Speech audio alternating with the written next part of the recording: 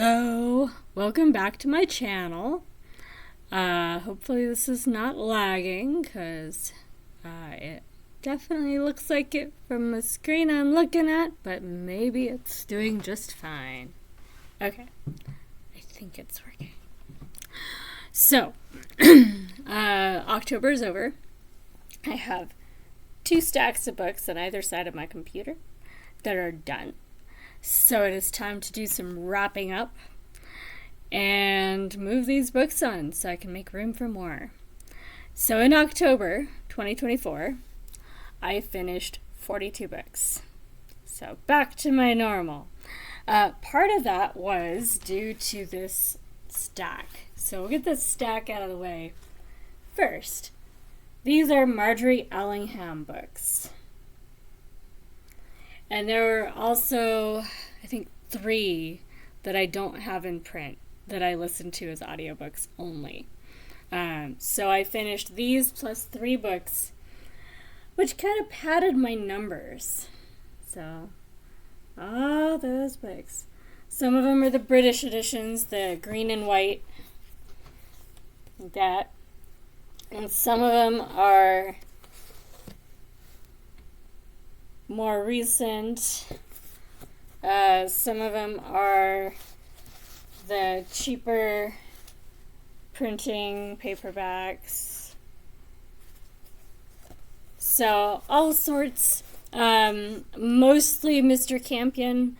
There was one, The White Cottage Mystery, that I read it. It wasn't even very long, and it was actually the first Allingham I read in October. And I finished it and was able to use it for a prompt, but I don't remember anything from it. So I don't remember what I was doing that day that it was so unmemorable. But I'm going to reread it before I unhaul it, because it shouldn't be that hard to remember a book that short. And it wasn't bad, I literally don't remember it. So whatever was going on, I'm not counting it as finished enough to be unhauled yet. But the rest of these are going the way of the rest of the finished books. They're going to my sister. She can read them, and when she's done with them, then they'll go where they're going next. Yes, lots of Marjorie Allingham. They're all pretty good. The one that I didn't particularly care for, let's see if I had it in print. I might not have. The one that I really didn't like was the Mind Readers, which was interesting, but it reminded me of Passenger to Frankfurt by Agatha Christie, in that the Mind Readers has a sci-fi element. There's a mysterious, I think it was a substance. I'm pretty sure that it was like an injectable, but something that makes it so you can read minds, like you can read people's minds. In Passenger to Frankfurt, there was a different sort of injectable, but another, mysterious drug that had been devised that, could, do something that involved changing society in diabolical ways. Neither of these authors, Agatha Christie nor Marjorie Allingham, typically writes that kind of light sci-fi element thriller. So when they dabble in that subgenre, it's interesting because it's not what you expect from typical books that have that kind of plot. I'm not convinced, though, that it's all as good as what they're used to writing. In both cases, they're kind of my least favorite book out of their oeuvre. So not terrible. I think I gave the Mind Readers 2.5 to 3, and it's well written. It's just, I don't know. I'm not sure it would work like that. And, yeah. Anyway, so that one was a bit different. It is part of the Mr. Campion series. I think it's book 18 in the numbered order of the series. So it is Mr. Campion, and he gets drawn in to deal with it. And I think it's his son that's one of the kids involved in this story. So by this point, he is married. That's one of the things I found interesting about the Mr. Campion series, is that the sleuth is not divorced. He's not single. He's not a curmudgeon. He's an ordinary dude. In the course of the stories, he has a couple possible partners that he meets. And then one of them turns out to be the woman that he's going to marry. He gets married. He has kids with his wife. And they have a nice home life. Which is nice and normal and totally not what most sleuths in most detective stories do.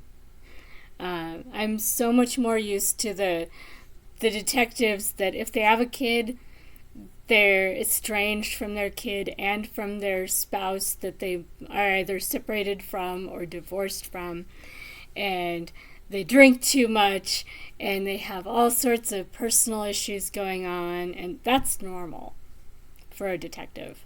So this was an interesting one and reminded me in that respect of the French series, the Maigret novels, the Inspector Maigret. He also has, I don't think they have children. I don't think he has kids, but he has a wife, and he loves his wife, and they have a good marriage, and there are some books where he's traveling with his wife, and yeah. So those kinds of detectives are refreshing, because I get tired of the ones that are alcoholics with, totally messed up social lives and personal lives. One or two is fine. All of them, bit crazy. Anyway, so these are done. Yay! I'm gonna move these over here so I have somewhere to put the other books.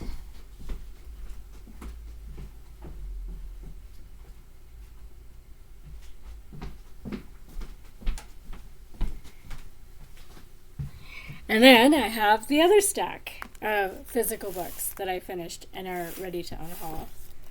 Ta-da! And one of the books in this stack is also one that I'm sort of rereading, refinishing, because I got annoyingly distracted in the middle to the end of the Daheim. And then at some point, I thought I'd finished it. And it seemed finished. The bookmark was where I expected it to be if it was finished. But it was the cats that had knocked the bookmark out of the book. And the bookmark went back in the book in the wrong spot. Which was probably me. It was probably the middle of the night, and I just didn't notice which book it was. So I don't think I actually finished it. I don't remember the ending. So it's going to have to be finished. So it counted for October, but I need to finish it before it goes away. So it's kind of a penalty. Since I didn't notice it and I didn't finish it, I have to finish that one this month so it can go away, but it doesn't count to my numbers this month. So, oh well. The books besides that one, I finished Murder Past Due because it has a cat and books on the cover. Need a cat and books.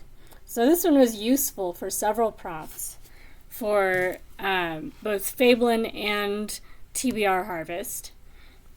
It was a good book. Miranda James is pretty reliable. They tend to be pretty light, kind of cozy academic setting mysteries.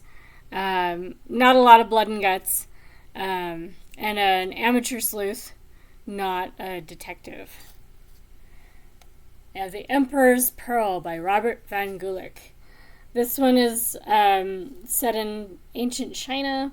And in this one we have a pearl that is a legendary property of the emperor that is supposed to be at the heart of a series of murders that may be accidental deaths, but they turn out not to be, or something like that. And because our sleuth, our detective, knows or recognizes that the pearl is a red herring, it may not be, but he's convinced that it is. That ends up being evidence for him to add in with the rest of the evidence to solve the crimes. So it's a little interesting.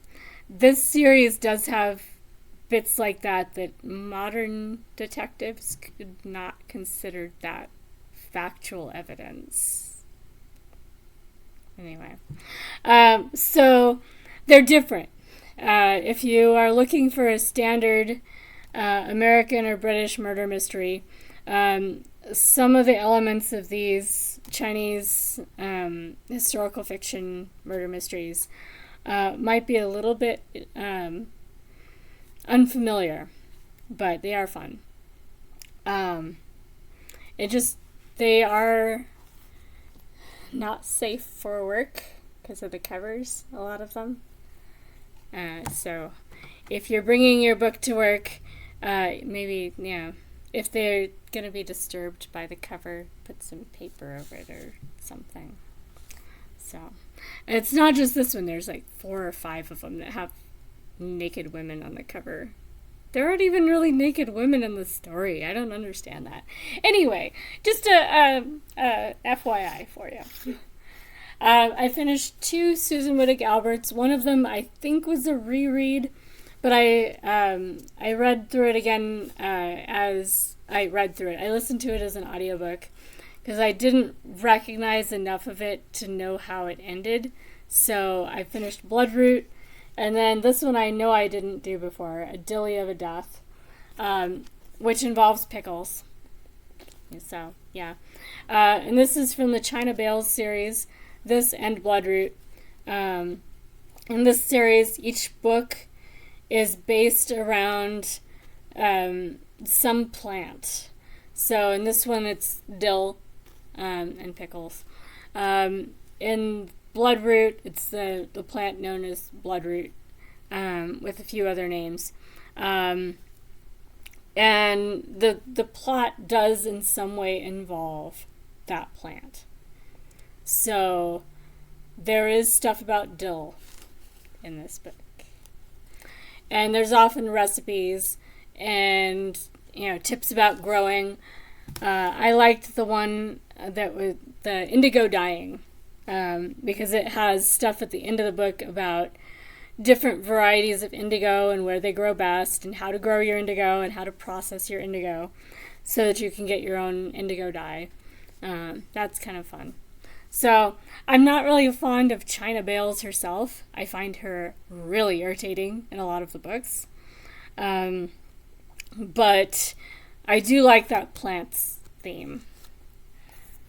Then we have The Chocolate Cobweb by Charlotte Armstrong. This was the first book I finished for the month. Doesn't really have chocolate in it. It also does not have a woman who would dress like that in it. Because it's set quite a bit before that dress would be appropriate. This is, I think, the 20s. Teens or 20s.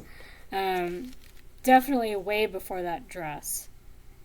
The book itself was published in 1948. So I find the cover really odd on that one. Just because there's no way that woman belongs in this book at all. Her hair would be just disgraceful for the time period that the book is set in. Anyway, otherwise, it was a good book. I wish it had a better cover. to go with the book. And I do have more Charlotte Armstrongs that I will be reading. It's more of a thriller than a mystery. Kind of running for your life while trying to figure out what's going on. That kind of thing. Then we have Mickey Spillane, Something's Down There.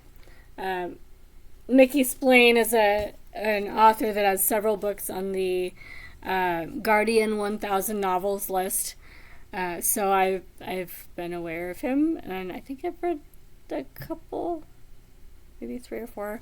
It was audiobooks mostly. This is a more modern book. This one was published in 2003, so much more modern. And involves a mysterious something in the Bermuda Triangle that is sinking boats by biting holes in them. Like tooth marks, holes in boats.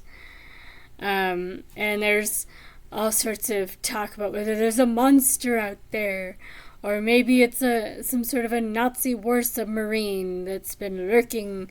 Think Clive Cussler. In Clive Cussler books, there are Nazi submarines that have been lurking unknown for decades, ever since the end of the war, and they come up and start trouble, and they still have Nazi war loot that they're trying to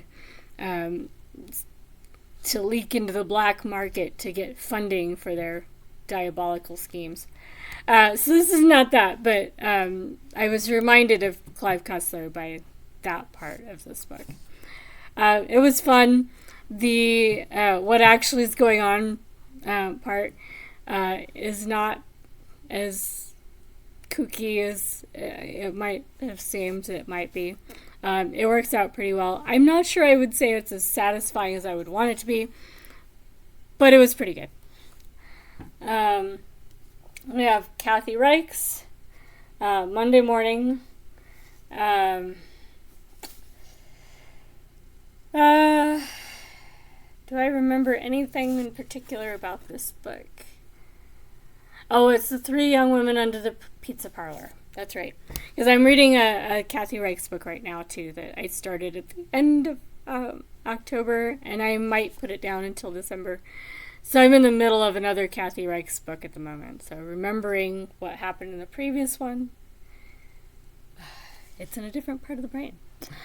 So, pizza parlor, 3 young women, skeletons, that were unearthed in the basement underneath this pizza parlor, in a building that was at one time owned by an Italian mob boss. So maybe the skeletons have to do with the Italian mob boss, maybe not. They are in Canada. But there are ties that link the skeletons perhaps to New Jersey area and California.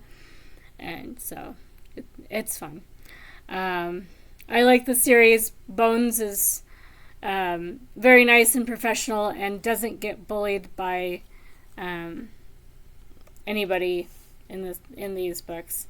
One of the things I disliked about the show is how much she lets herself be bullied by her friends. Like, really? Anyway, so good book. I always recommend the Kathy Reichs. What's the series called? Anyway, the one that the Bones series was made off of. And this book is the last one I finished officially for October. The 31st of February by Julian Symons. And no, there is no 31st of February. And I'm really not sure why that date is so important to the author. Because it does actually come from something near the end of the book. The character actually says something about 31st of February. The 31st of February shows up on his desk calendar. There's something important about it. It's really vague. I liked the twist at the end. I will say that. And because the author was so mysterious leading up to the end, you don't really see it coming, but it's so abrupt. And then the book is over that I wish that they'd balanced that a little bit more. So once you find out what's going on, it would be nice if that part of the book was a little bit more filled out. Not longer, because you still want that abrupt ending. You need it for what they're doing. But it gets really vague and, yeah.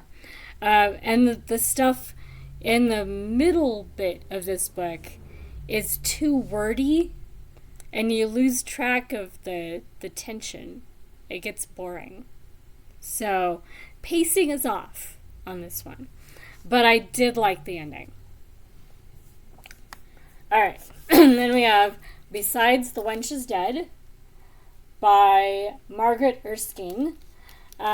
In this one, we have a young woman who's maybe missing and maybe not. It takes way too long for us to know if the young woman is missing or not. And when it turns out that, wherever she's been, when they find out, it's almost a non-event. It reminded me of the way in Moby Dick, when they finally catch up to the whale. Bit of a spoiler, sorry guys, but yeah, the ship eventually gets caught up with the whale in Moby Dick. It takes about a page, and then it's over. And you've read several hundred, 600, 700 pages to get to this page, and then what? That's it? So I had kind of that feeling, although this is not nearly that long. So it wasn't that kind of frustration, but it reminded me of that feeling.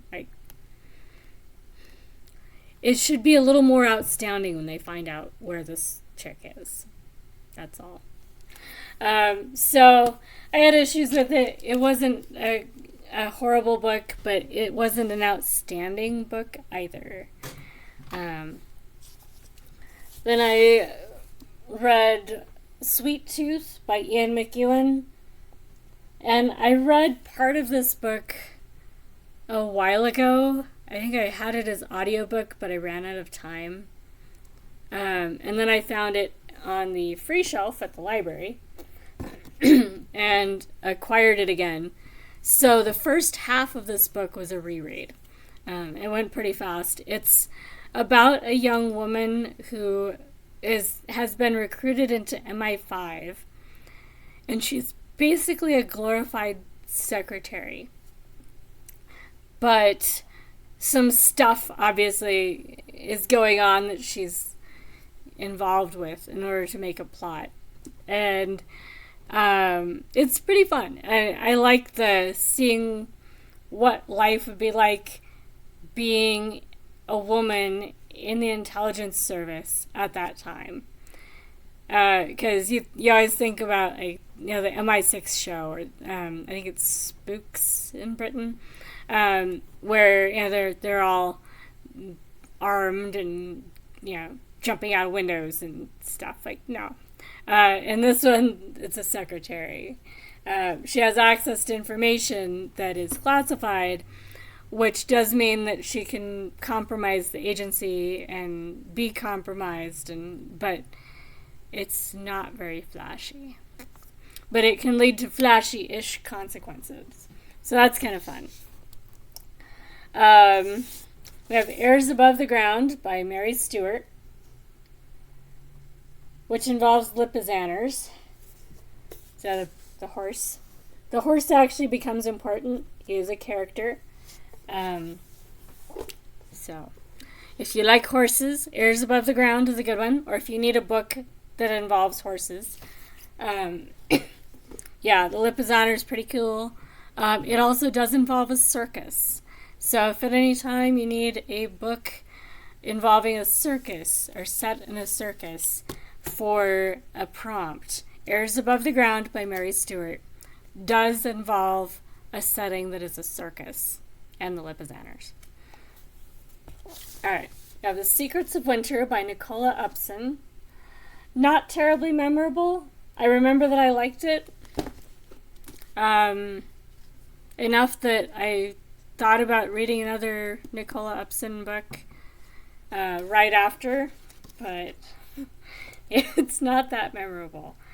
It does take place over winter, so if you're looking for a book set in winter, part of this takes place over Christmas Eve, so that's useful. Yeah, Christmas Day, Christmas Eve. And it involves a castle. Castles are fun. So, isolated setting, castle, winter. Not a bad book. I wouldn't say terribly memorable. I'll have to read some more of her to know if this is typical, if this is just not her best book. Yeah, I don't know yet. It was my first book by her. Then there's The Corpse at the Crystal Palace by Carola Dunn. In which we have a nanny and then 2 fake nannies in nanny costumes. What is a nanny costume? I'm guessing by the art on the cover that that's a nanny costume. But without the art on the cover, one might be forgiven for not really understanding what a nanny costume looks like. So that was amusing. This is set, I think, in the 20s, teens and 20s. And yeah, with the dress the lady on the cover is wearing. I'm guessing that it's in that time period. I got a bit vague on the setting after a while. So we start out with, they go to the Crystal Palace with the kids and the nanny. They come across the fake nannies. And then somehow from that, we are dealing with the Russians. And there's a lot of Russian words by the last third of the book, which I had fun with, but I'm not sure how it all fit together. The shift from the Crystal Palace to the Russians was really fast, and I didn't feel like I had enough connections, in reading the story to seamlessly transition from being in the Crystal Palace, dealing with the police inspector and bodies and fake nannies, to the Russians. So it was a bit disjointed for me.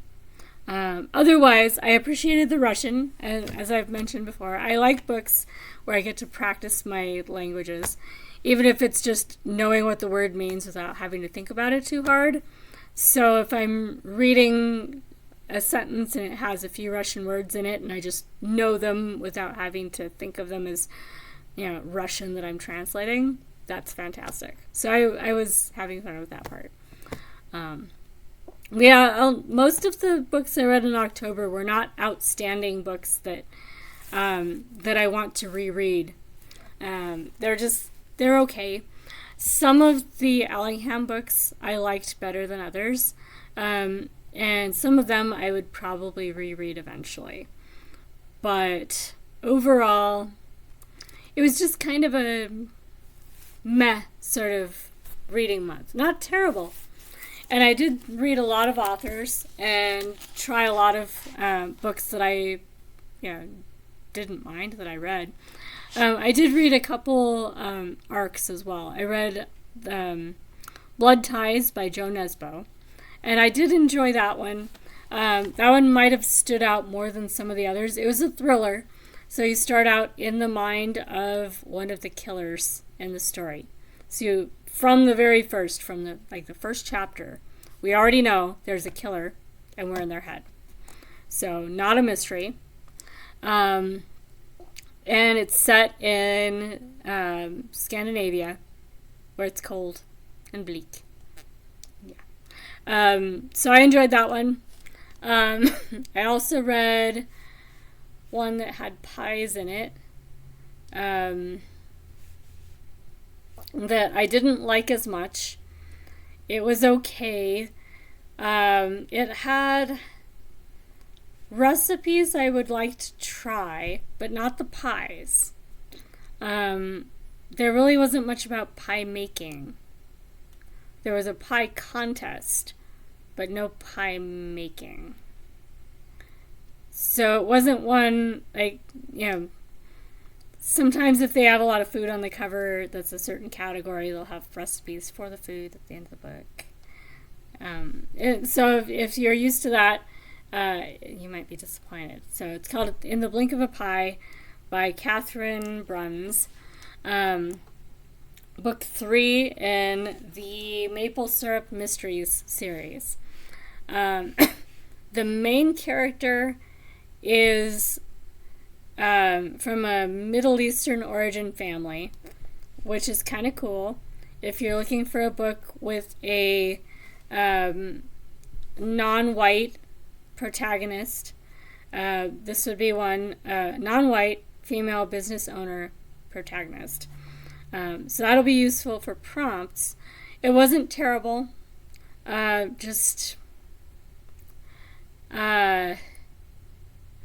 knew who the murderer was way early.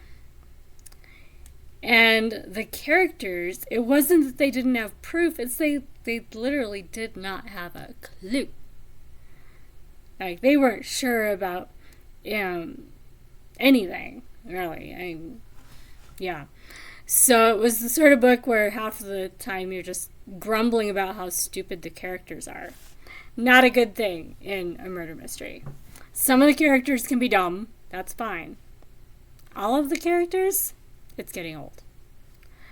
And it was odd because, you have the amateur sleuth structure where, the police aren't doing enough, so the citizens are doing their own sleuthing.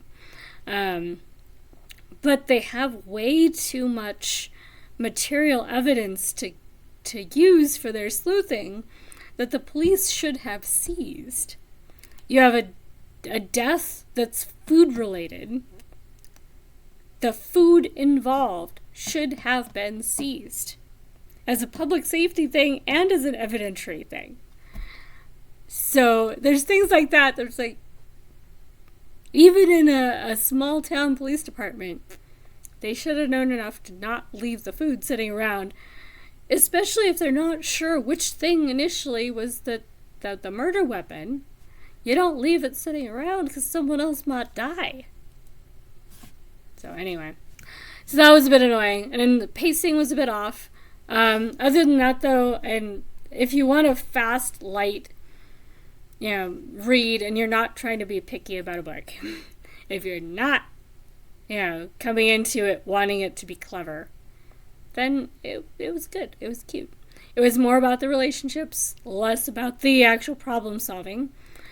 And there are some recipes described more than written out of the recipe for some Middle Eastern dishes that sounded really tasty. So that part I appreciated.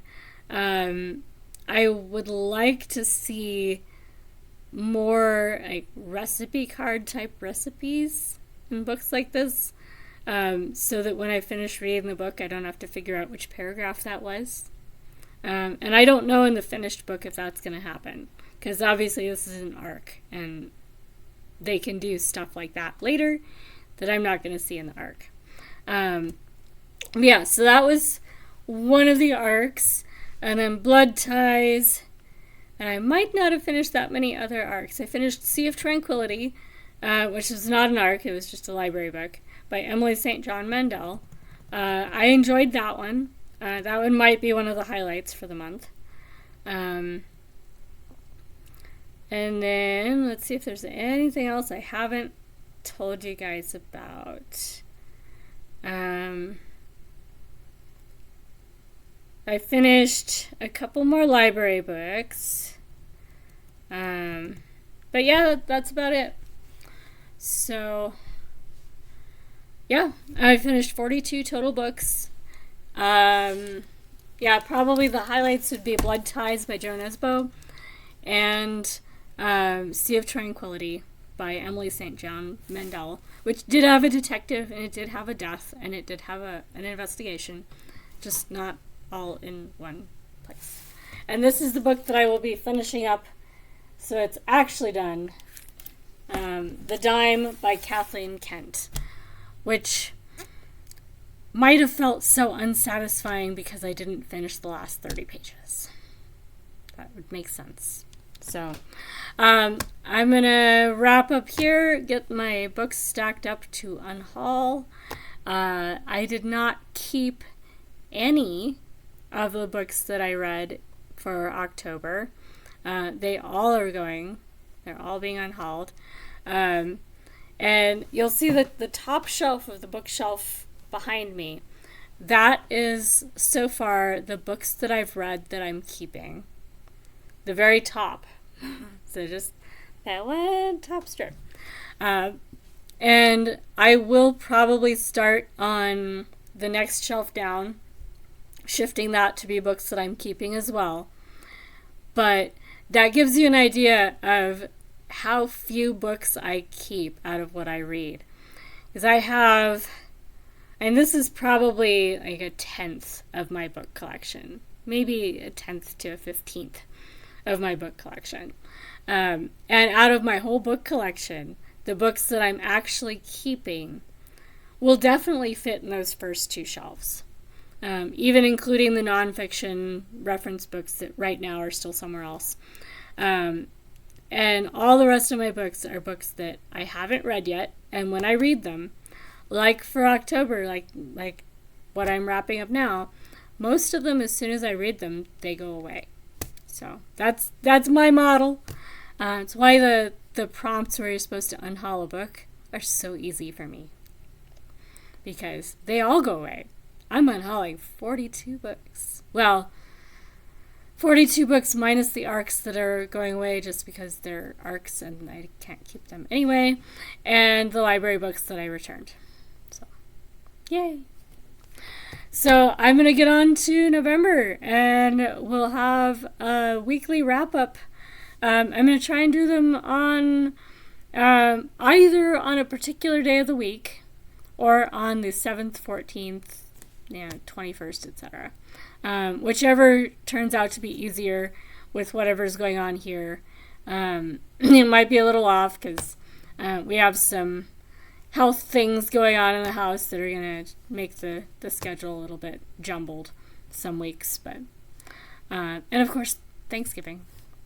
There is still that. So anyway, I'll catch you guys soon. Hopefully you're having some great reading.